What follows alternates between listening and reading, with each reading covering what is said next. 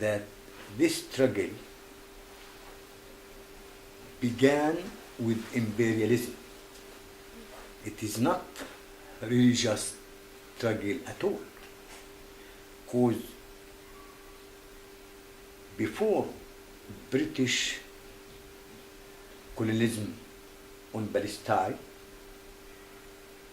there were many gentle Jews who are living in Palestine with Muslims and Christians.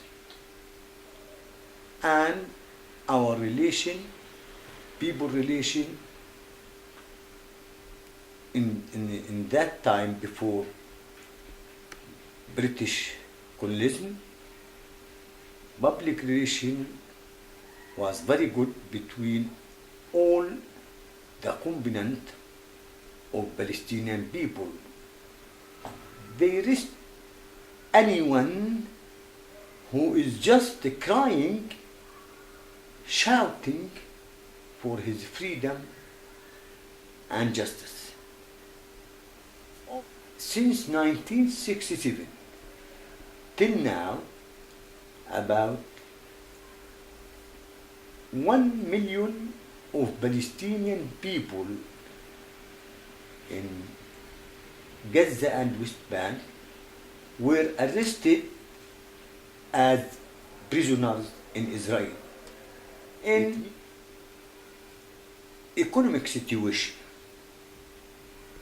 In economic situation, everything is under control of Israeli repression. Everything. If you want to plant, you have to face Israeli colonizers, settlements. You will face Israeli soldiers. You will face Israeli tanks. If you want to export any Palestinian production, you have to face Israeli borders. If they didn't trust you, they will tell you, yes, go build your manufacture and we will see. When you build your manufacture and you want to import or to export, they will make many obstacles on borders, and so the cost of your production will be more and more. Even education. Sometimes they said that this book are not suitable. Sometimes they said that this doctor is not suitable to enter Palestine. For me, for example, when in 1982, when I was in An-Najah University, they asked me to sign a document which called that I have not to make any connection, any treatment, any relation with what we called PLO terrorism, as they called PLO in that time as terrorist organization.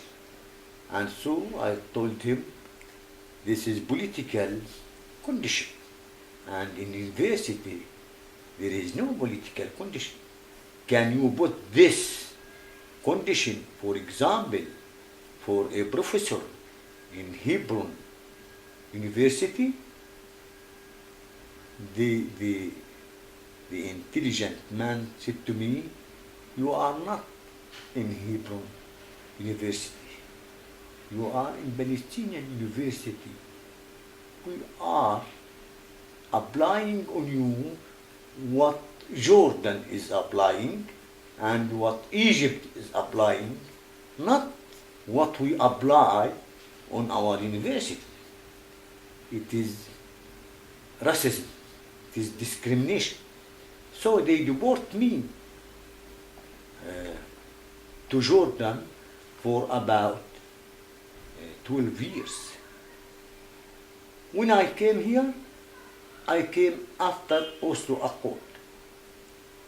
Now, what Oslo Accord as Palestinian Authority, what it can do and what is happening. Unfortunately, our Palestinian political leaders, Mr. Arafat and his group, are not so deep in political thinking. They think that just a statement on paper will give them freedom. Israeli write many words without any definite explanation. They call peace, peace, peace, without any definition, any definite meaning of peace. They told, or they said in Oslo Accord that Palestinian state will come. They didn't say when and how and what its authority, what its sovereignty, what its land. They didn't say anything, just small words without any meaning. And in this state, in this situation, Palestinian Authority began to act as agent for Israeli occupation. Maybe they know, maybe they didn't know, but this is the truth. Israel didn't give Palestinian Authority anything. At last, Mr. Abbas said that he is president of authority without any authority. He discovered lately, after 25 or 22 years, he discovered that this Oslo Accord gave him authority without authority. Now he was awakened from his deep sleep. Palestinian Authority now is facing a big problem. The first problem, which is economic problem, because there is no Palestinian economy. And so the revenue of Palestinian Authority is from foreign aids, foreign donors, and from customs that is for Palestinian who are importing some goods through Israel. And Israel, as Oslo Accord, saying Israeli will take this customs and then after 2 months, 3 months, it paid it to Palestinian Authority.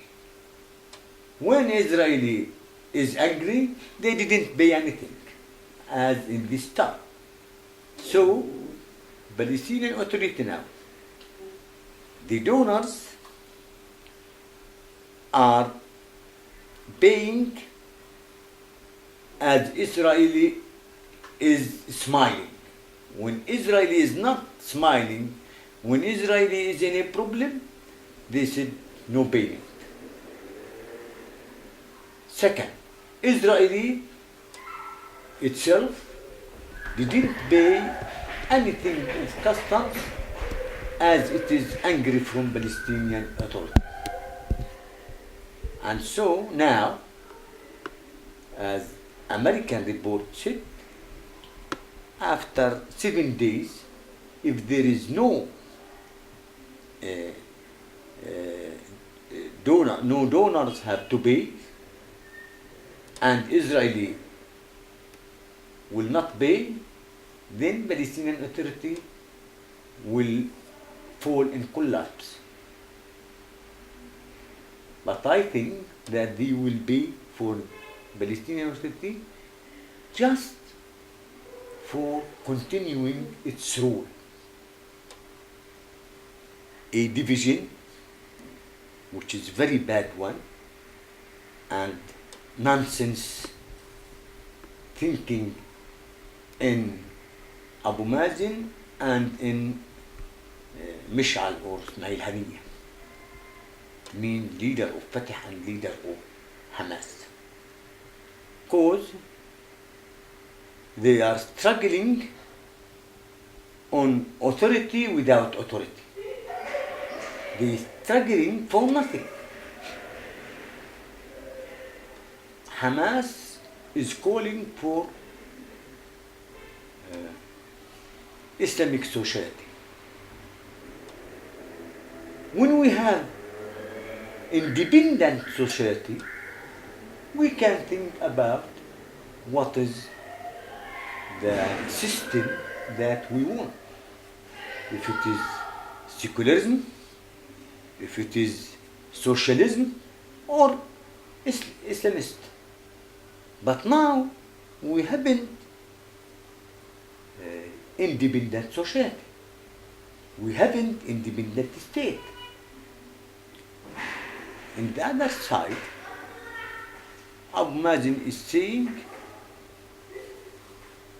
I need just to talk and talk forever with Palestine, with Israel. We haven't any way except talking and talking, talking and talking with Israel and USA. Nothing else. Even what he called peace resistance, he is lying, because I didn't see that the bloc of Fatah members are rushing on non-violent demonstration against, for example, settlements or against checkpoints. He is lying. He is just want to say that he is trying to face Israel. But in fact, if you remember that the minister, the Palestinian minister of resisting settlements, who is his name is Abu Ain, when he went to Turmusaya, he has just with him no more than 40 persons. This is the power of Fatah? No. He just wants to say that I resist, but I can't. But he is in real, he didn't resist. He just talk and talk, talk and talk. This is a big gap. Hamas and other Palestinian parties as PFLP are calling for real resistance. But Abu Mazen is just saying, I have nothing except talk and talk